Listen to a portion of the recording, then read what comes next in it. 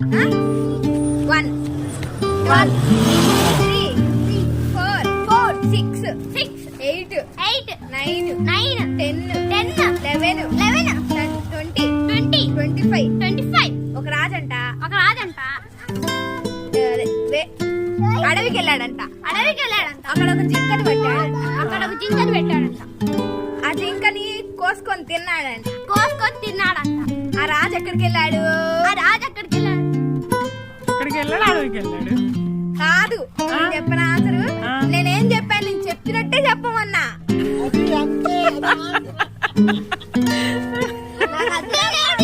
ఆయనంట ఇంటి నుంచి వాళ్ళ షాప్ కి వెళ్ళి ఏదో కొనుక్కున్నాడంట అప్పుడు బాగా వర్షం పడుతుందంట షాప్ నుంచి ఇంటికి వచ్చేసరికి అసలు వాళ్ళ డ్రెస్ అంతా తడిచిపోయింది